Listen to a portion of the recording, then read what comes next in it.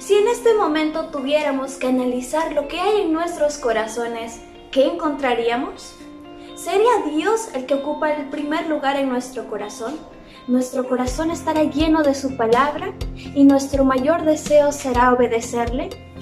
Pues si en este momento te has dado cuenta que Dios no es tu prioridad y que Dios no es lo único que ocupa tu corazón, hoy en Diario de una Guerrera estaremos viendo puntos importantes para examinarnos y hacer de Dios el primer lugar en nuestra vida.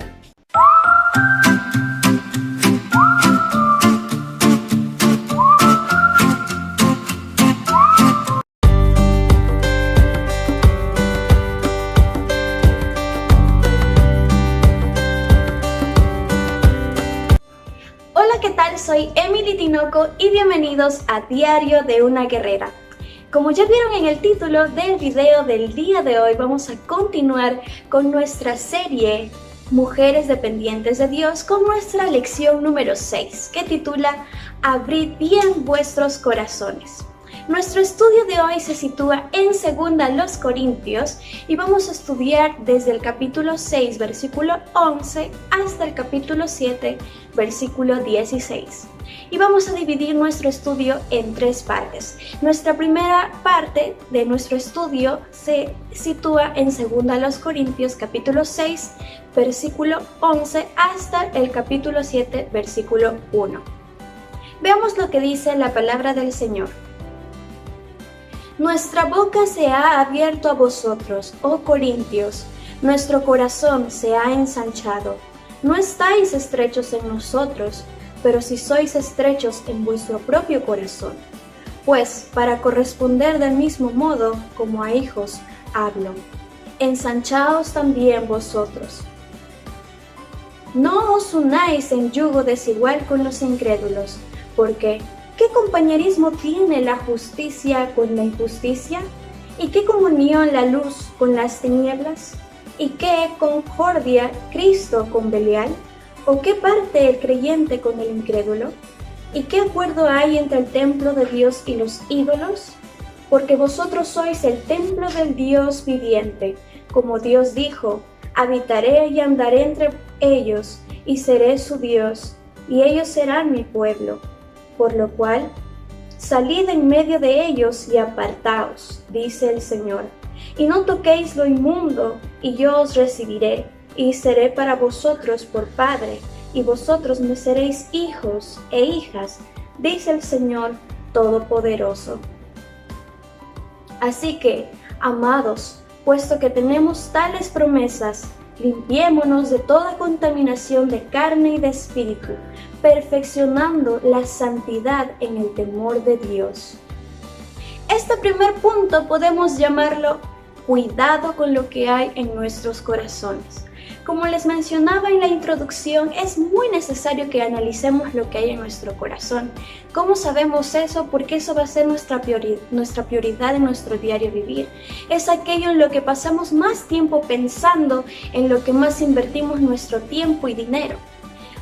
Primero hagamos una lista y veamos lo que es. Podría ser algo que parece inocente como amar a nuestra familia, pero recuerden que poner a alguien o a algo en el lugar de Dios es malo, incluso si es nuestra propia familia. El amar a nuestra familia está bien, pero nadie debe ocupar el lugar que le corresponde a Dios. Puede ser tus estudios, tu trabajo, una persona, una cosa, incluso tu propio dinero.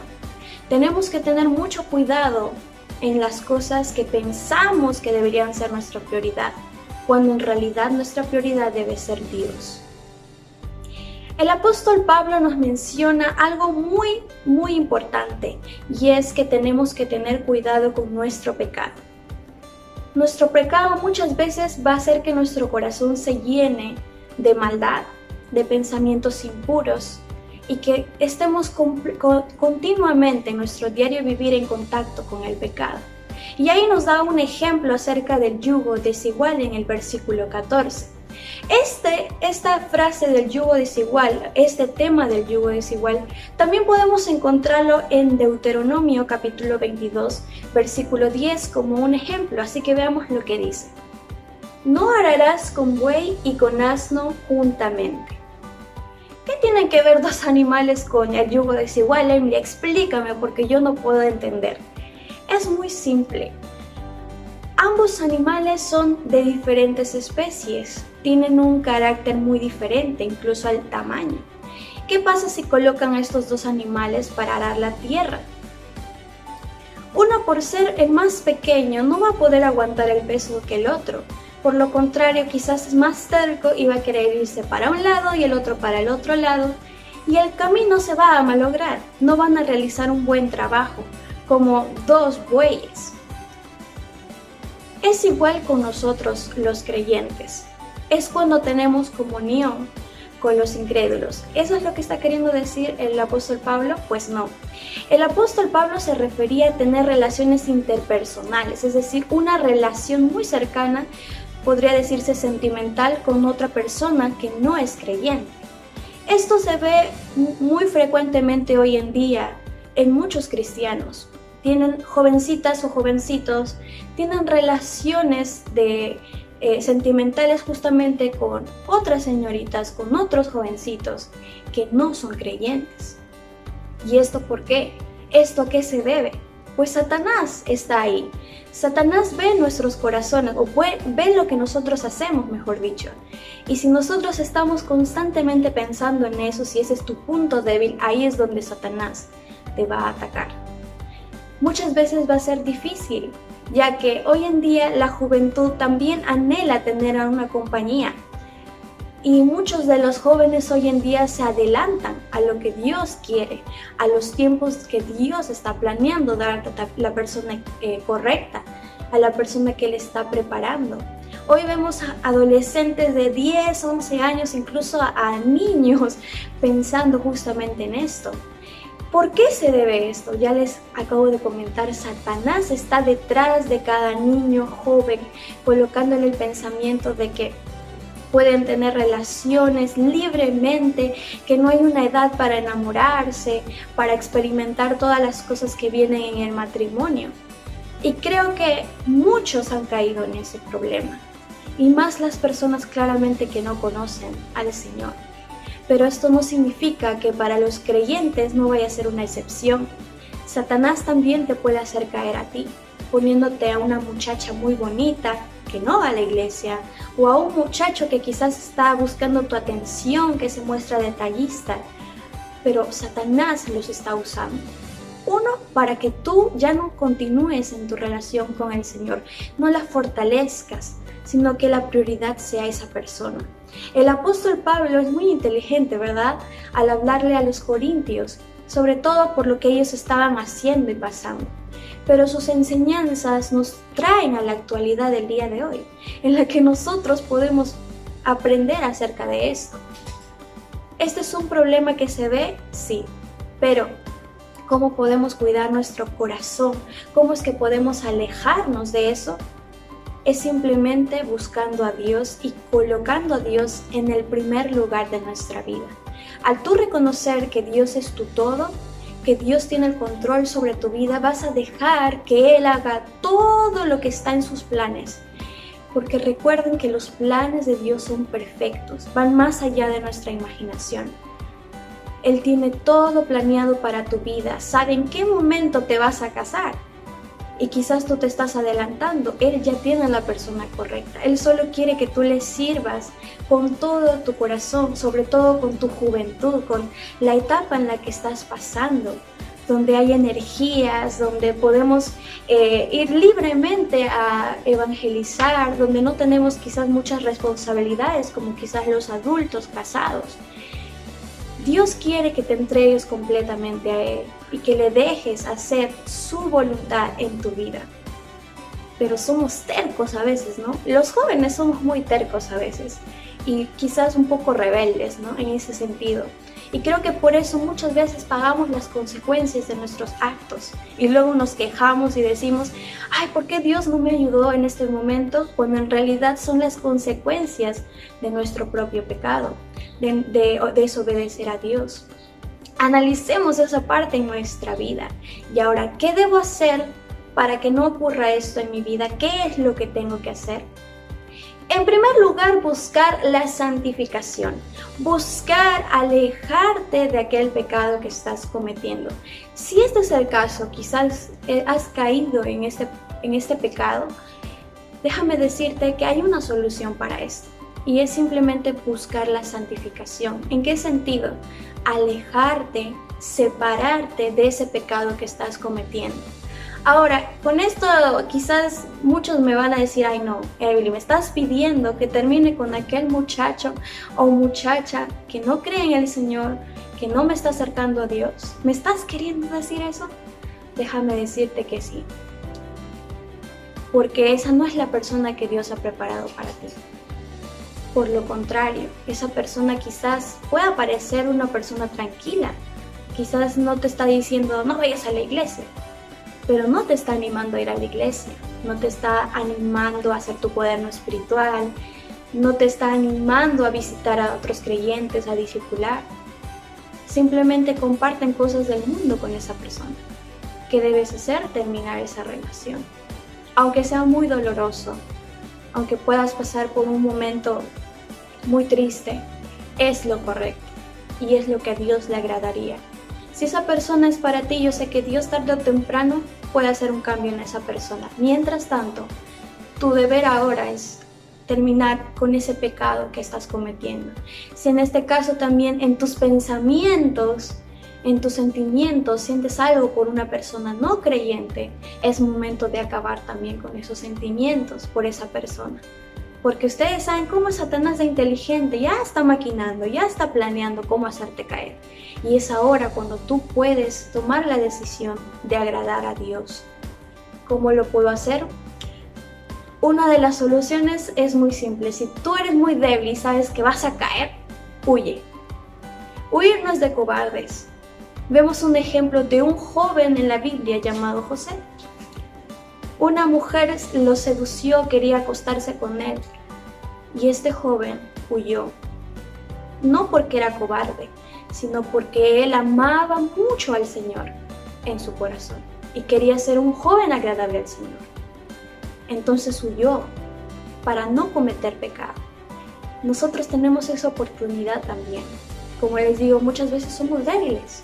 Entonces, escapemos de ese pecado, escapemos de esas maquinaciones de Satanás, de esos planes que tiene Satanás, y le digamos no. Yo soy hija de Dios, hijo de Dios, y quiero obedecer su palabra. Y eso incluye cuidar mi corazón y todo lo que hay dentro de él. Hay una parte importante que nos menciona este texto. Somos templo del Espíritu Santo. Es una gran responsabilidad cuidar nuestro corazón y cuerpo. Eso incluye nuestra mente también. Todo nuestro cuerpo es templo del Espíritu Santo. ¿Cómo está el templo que le estás dando al Espíritu Santo? ¿Cómo está esa morada que le estás dando al Espíritu Santo? Debemos cuidarnos, jóvenes. Dios te ama y te puede perdonar, pero siempre y en cuando haya arrepentimiento en tu vida. De nada sirve sentirse mal y decir, ay, sí, estoy mal, cuando no hay arrepentimiento. Ahí sí estaremos muy mal. Cuando en nuestro corazón no hay tristeza, no se contrista cuando estamos pecando. Hay un problema y quizás no somos creyentes.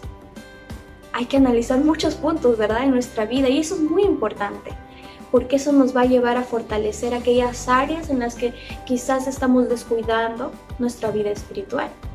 Si esta es una área, déjame decirte que debes buscar más el amor de Dios que el amor de una persona. Recuerden que todo lo que ofrece este mundo es temporal, se acaba, se gasta. Aquel muchacho que te prometió tantas cosas, más adelante te puede dejar. Y tú habrás perdido lo más valioso que es servir al Señor en todo ese tiempo. Ahora pongámonos pilas, dejemos de pensar en esas cosas. Digámosle, Señor, haz tu voluntad en mí, cuando sea el tiempo indicado, yo voy a aceptar tu voluntad. Pero mientras tanto voy a servirte alegremente. Ahora leamos lo que dice el versículo 1 del capítulo 7. Así que, amados, puesto que tenemos tales promesas, limpiémonos de toda contaminación de carne y de espíritu, perfeccionando la santidad en el temor de Dios. Que este versículo sea un recordatorio para cada uno de nosotros, para buscar la santidad en el temor de Dios. Es decir, por amor a Dios, por respeto a Dios, por respeto a su voluntad, por respeto a su autoridad. Busca cada día la santificación, y eso lo hacemos por medio del arrepentimiento, por medio de buscarle a través de su palabra, por medio de darle el control de nuestra vida al Espíritu Santo. Porque el Espíritu Santo lo único que quiere en nosotros es perfeccionarnos a tal punto de que lleguemos a ser como el Señor Jesucristo. Si no le estamos dando el control, déjenme decirles que cada día vamos a ser más diferentes a lo que Dios espera de nosotros. Y eso no es lo que realmente debe hacer un joven que ama al Señor. Así que esta es una parte muy importante que tenemos que tener en cuenta. Analicemos lo que hay en nuestro corazón. Nuestro segundo punto lo vamos a encontrar en 2 Corintios capítulo 7, desde el versículo 2 hasta el 7. Este punto lo vamos a titular Dios provee consuelo. Sí, Dios provee el consuelo que tanto necesitamos. Primero leamos lo que dice este pasaje. Admitidnos, a nadie hemos agraviado, a nadie hemos corrompido, a nadie hemos engañado. No lo digo para condenaros, pues ya he dicho antes que estáis en nuestro corazón para morir y para vivir juntamente. Mucha franqueza tengo con vosotros, mucho me glorío con respecto de vosotros. Lleno estoy de consolación, sobreabundo de gozo en todas nuestras tribulaciones. Porque de cierto, cuando vinimos a Macedonia, ningún reposo tuvo nuestro cuerpo, sino que en todo fuimos atribulados, de fuera conflictos, de dentro temores. Pero Dios, que consuela a los humildes, nos consoló con la venida de Tito. Y no solo con su venida, sino también con la consolación con que él había sido consolado en cuanto a vosotros, haciéndonos saber vuestro gran afecto, vuestro llanto, vuestra solicitud por mí, de manera que me regocijé aún más. Dios provee el consuelo que necesitamos. Él siempre está pendiente de nosotros. Sabe que cuando queremos buscar agradarle, muchas veces vamos a pasar por momentos tan difíciles que necesitamos ayuda, sobre todo consuelo. Y Él va a estar ahí, brindándonos ese consuelo. ¿Cómo lo hace? Aquí el apóstol Pablo nos menciona dos puntos importantes. En primer lugar, el gozo también lo podemos experimentar con nuestros hermanos en Cristo. Vamos a ver lo que dice 2 Corintios 7:4 y vamos a ver cómo se puede entender este versículo. Tienen toda mi confianza y estoy muy orgulloso de ustedes. Me han alentado en gran manera y me han hecho feliz a pesar de todas nuestras dificultades. En primer lugar, el apóstol Pablo encontró consuelo después de tribulaciones, dificultades, todo lo que había sucedido, y lo encontró en sus hermanos en Cristo. Esto es algo hermoso y tan espiritual que las personas del mundo no lo entenderían. Ustedes saben que en Cristo somos una familia. Nos une el hecho de que todos seamos hijos de Dios. Bueno, los creyentes seamos hijos de Dios. ¿Ustedes no se sienten felices cuando van al servicio de celebración y se encuentran con todos los hermanos ahí reunidos y comenzamos a alabar al Señor, a aprender todos juntos? Pasamos un tiempo de compañerismo. ¿No se sienten felices? Quizás muchos de ustedes han pasado por problemas en la semana. Siempre tenemos problemas, ¿verdad? Pero quizás han pasado ustedes por algún problema y llegaron a la iglesia y se les olvidó. Se les pasó, se sintieron felices y en paz. Eso es lo que provoca el hecho de que nosotros compartamos con otros creyentes. Muchas veces hasta los creyentes pueden llegar a ser más fuerte nuestro vínculo con ellos que con nuestra propia familia. Y esto porque nos une el amor a Cristo. Esto es tan maravilloso de experimentar. Y sé que muchos de ustedes lo van a hacer. Otro punto importante que el apóstol Pablo menciona en este texto, y es lo más importante, y es que nosotros recibimos la provisión directa y personal de la consolación por parte de Dios. Esto es algo muy hermoso, porque nos menciona que Dios alienta a los desanimados y consuela a los abatidos. Cuando quieras estar solo, no quieras que nadie te hable cuando estés pasando por esas dificultades, adivina quién está ahí, dándote aliento, consolándote. Es Dios. ¿Y cómo lo hace? A través de su palabra. ¿Estás leyendo tu Biblia en esos momentos tristes? Muchas veces decimos, ¿no? ¡Ay! Yo no escucho que Dios me hable. ¿Y cómo no vas a escuchar la voz de Dios si no buscas a Dios a través de su palabra? Dios es maravilloso en cómo actúa.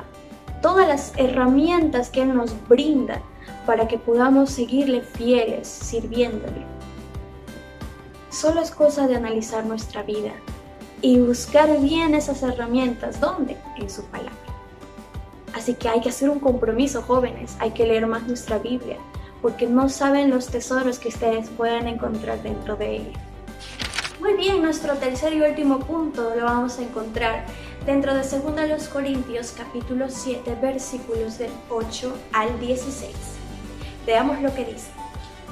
Porque aunque os contriste con la carta, no me pesa, aunque entonces lo lamenté, porque veo que aquella carta, aunque por algún tiempo os contristó, ahora me gozo, no porque hayáis sido contristados, sino porque fuisteis contristados para arrepentimiento, porque habéis sido contristados según Dios, para que ninguna pérdida padecieseis por nuestra parte.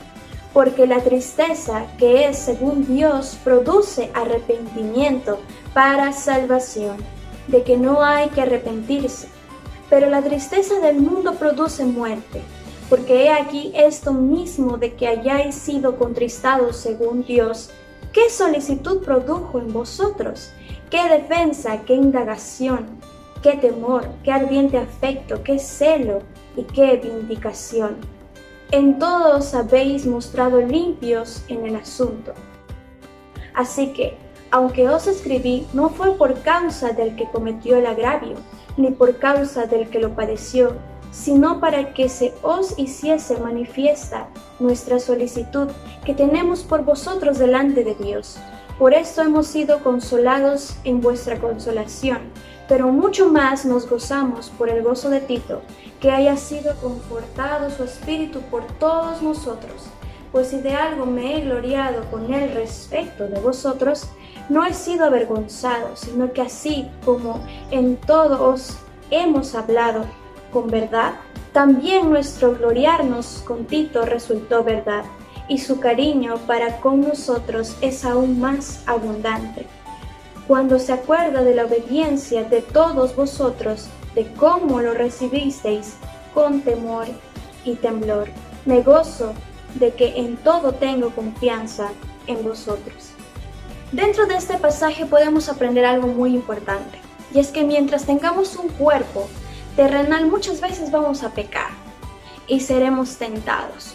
Pero ahí nos menciona el apóstol Pablo qué pasa cuando Dios nos muestra nuestro pecado. ¿Qué tenemos que hacer? Porque ahí muchos de los hermanos estaban cometiendo pecado. Pero quizás muchos no, pero igual la carta era para ellos. Eso era como una advertencia para que ellos también no cometieran el mismo pecado. Dios es maravilloso para cada uno de nosotros. Mientras que a unos les está tocando el corazón para mostrar verdadero arrepentimiento, a otros les está advirtiendo para que no cometan ese error. Este texto nos invita en primer lugar, como les mencioné en todo el programa, el arrepentimiento. Es muy importante. Entonces aquí veremos 3 puntos importantes. En primer lugar, confesar nuestro pecado.